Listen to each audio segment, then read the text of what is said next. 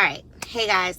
So, I got this video request from one of my YouTube subscribers, and he asked me to address how men suffer from mental health in silence. For me, this is going to be a little hard because I am not a man, so I can't really speak on what men suffer from depression-wise.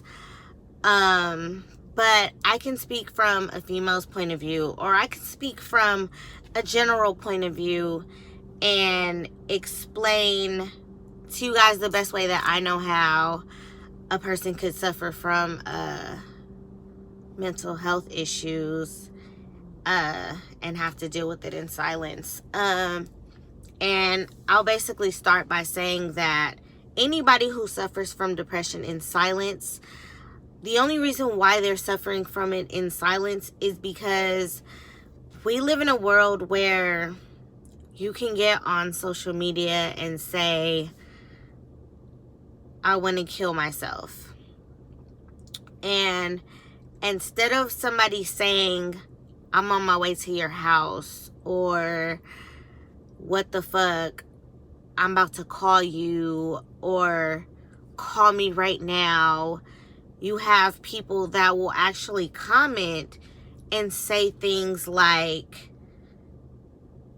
well, maybe social media isn't the place for you to be talking about this, or maybe you should just go ahead and do it if that's how you feel. And then you have people that'll be like, oh, did you see such and such post? Like, damn, she going through it, instead of actually reaching out to see how that person is doing.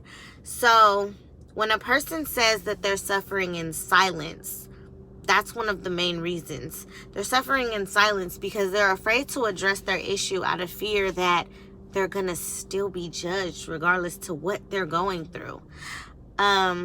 So if I was to speak from a man's point of view, men can suffer from a variety of different mental health issues.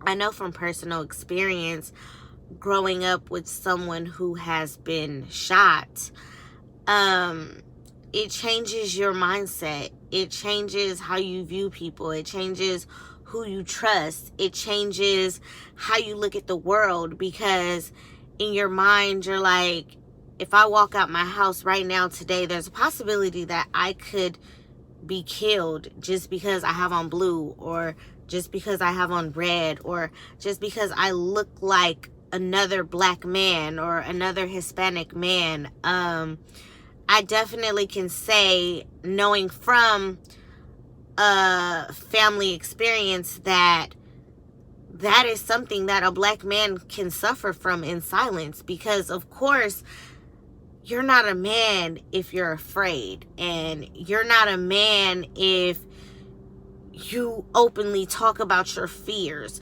So for a man, that really could be his issue, is like, damn, I'm afraid to walk out of my house today because there's a possibility that I might die. That's not something that women really think about. We don't really think about, oh, I can't wear blue because I'm a girl, or oh, I can't wear red because I'm a girl. We don't think about those things. But that's something that men constantly have to think about.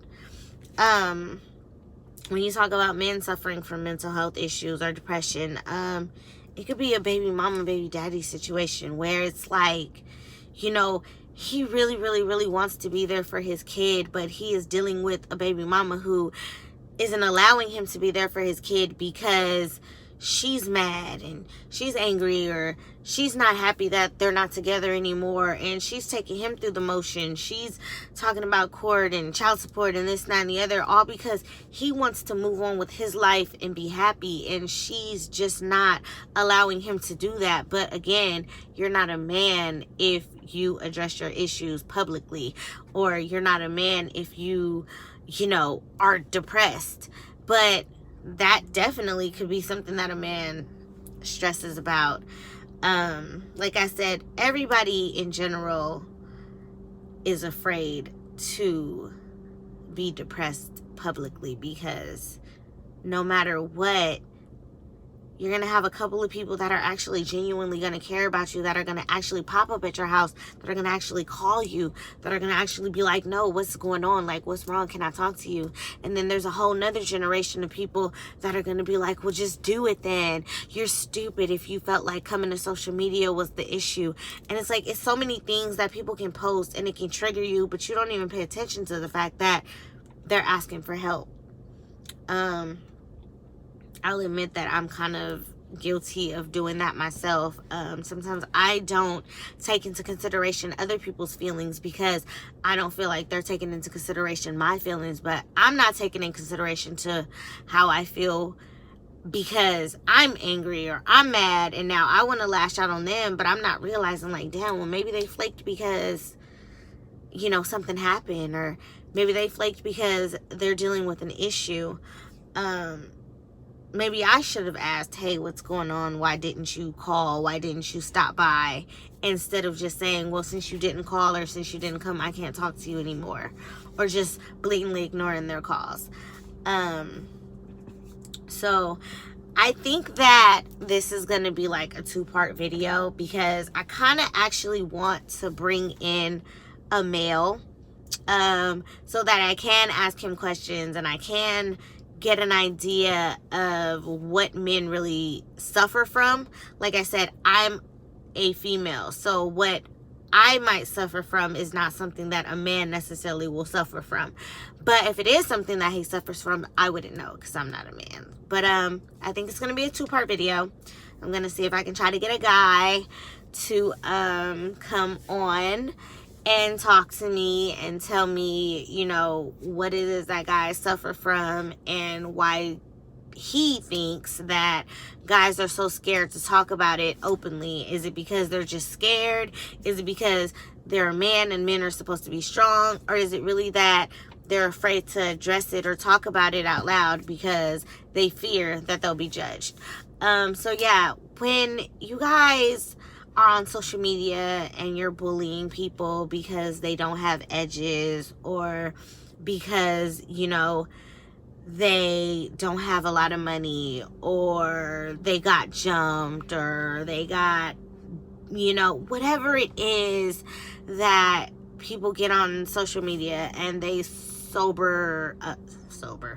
when they get on social media and they cyber bully, take into consideration that you guys have kids or might have kids, and if your kid ever came home to you and said, Mommy, this girl is talking about me at school because my edges are gone, the first thing that's going to come out of your mouth is, you know, something negative towards that kid, and you're not taking into consideration that you were that kid. You know, you were the person that bullied, and now your child is being bullied and you don't like it, so now you want to go up to the school and you want to talk to parents and you want to do this and you want to do that because they hurt your baby's feelings, but you're not taking into consideration that you're on social media hurting people's feelings just as well.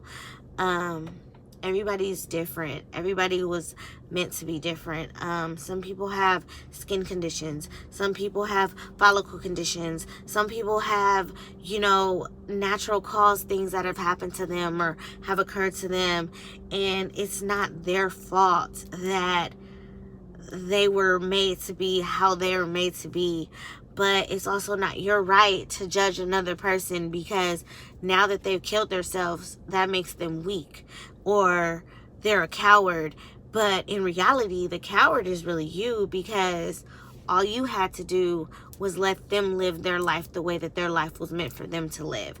So, yeah, like I said, I don't know much about what guys suffer from. They could suffer from probably some of the things that I said, but just take into consideration that some people deal with pain differently than you, and just because you're strong and you're tough doesn't mean that everybody else is.